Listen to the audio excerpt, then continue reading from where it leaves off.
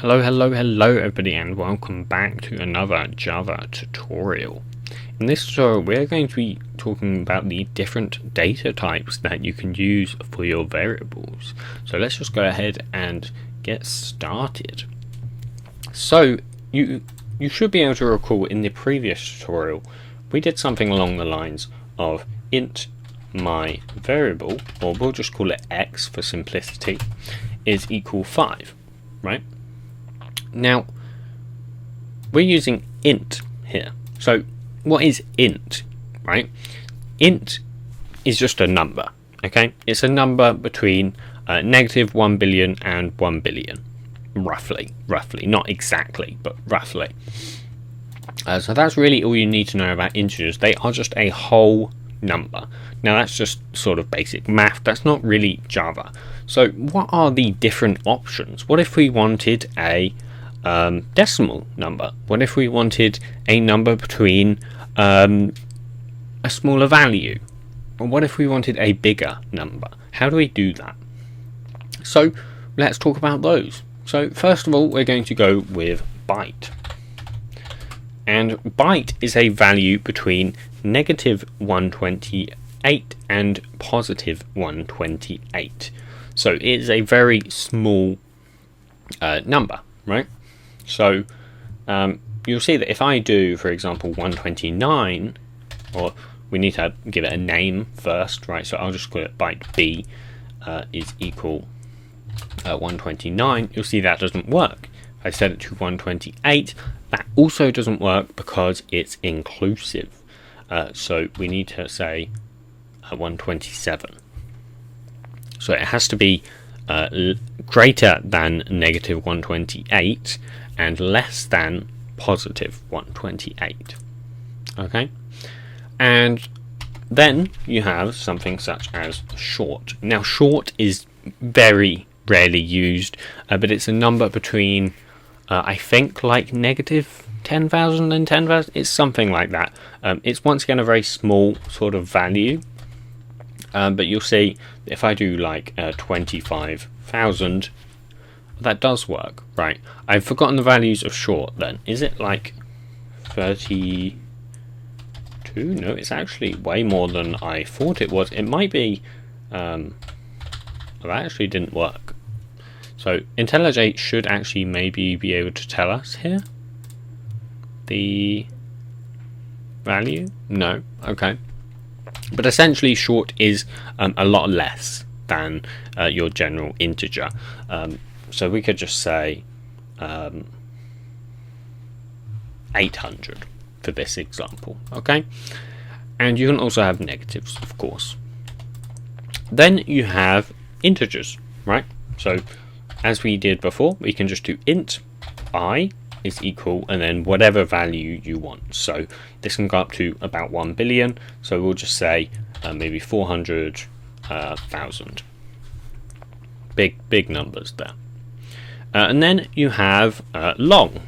So long, L, and this is just a really large number. So this is a very big number. And we can just put anything big in here. So this number, for example. Now you see that doesn't actually work, and that's because for longs you have to add an L afterwards. And this is generally meant to be a capital L to signify that it's a long. However, lowercase l does work, but you should stick with capital L, and that is now a long value. Now that still doesn't discuss decimals. You see that if we try to do decimals on any of these, that will not work. So we'll just go through each. It doesn't work, and also with longs, it does not actually work. So to do decimals, we have two options. We have float, f, and this is a decimal, as you'll see, but we'll do double first. So you also have double, and we'll call this d, and you can set this to any number, right? So any number. This can be an integer number, so it can be a whole number if you want it to be, or it could be a decimal. And you'll see it can have a really long decimal number here with doubles.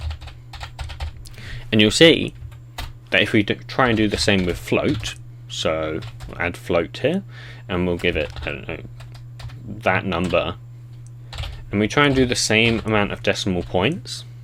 First of all, the important thing is with float you need to add an F at the end. Same with longs, this needs to be uppercase ideally. Lowercase does work, but stick with the uppercase is generally the consensus. But if we try to do something this long, you should see I kind of forgot the limit, but floats do have a limit, so we'll just keep going. Okay, maybe I'm silly. Maybe there is not a decimal limit as such, but essentially floats are half the size of a double. So double is just a double float. There's 2 times the amount of data that a float can have. Now there are actually 2 more types as well other than these, which are slightly different ones. So we have a char, we'll just call that C. Now this is a single character. This can be any character. So if you try to do 5, that works because 5 is a single character, right? So you've got 5, you've got 3. These are numbers. But if you try to do 12, that actually also, interestingly enough, works. Now, the reason this works is a little bit complicated, but essentially it's actually looking up the sort of index that is equal to 12. So you would see that if we did Sout C, don't worry about this too much if it's too complicated.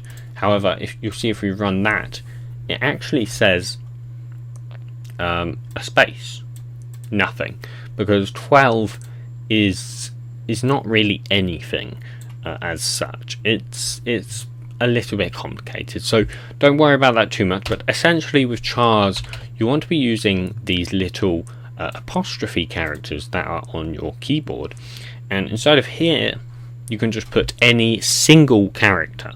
So you can say 1, you can't say 12 because that's not a single character, it has to be 1 character.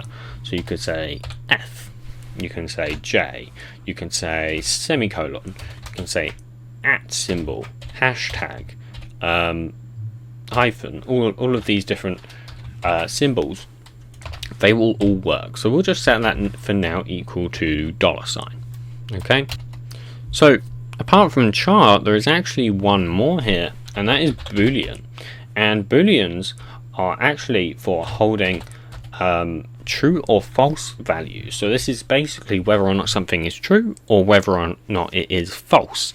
And it's literally like that. So you can say equals true or you can say equals false. And that is a Boolean. So these are all of the default data types, and these are known as primitive data types because they are different to everything else. And you'll see what I mean in a future tutorial when we talk about reference types.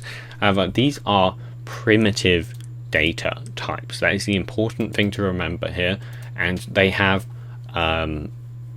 these here. So also some of these do have default values as well. So for example, the default of a Boolean would be false, and the default of an integer or a double or a float or a long or a short or a byte is 0.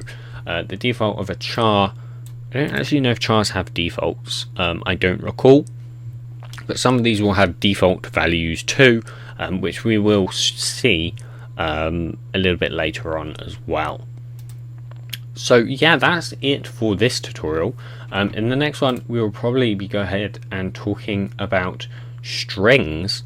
That will be quite exciting. So yeah, I hope you guys did find it useful.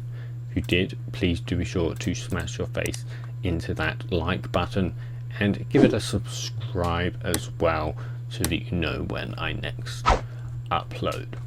So yeah, I'll see you guys in the next tutorial. Goodbye.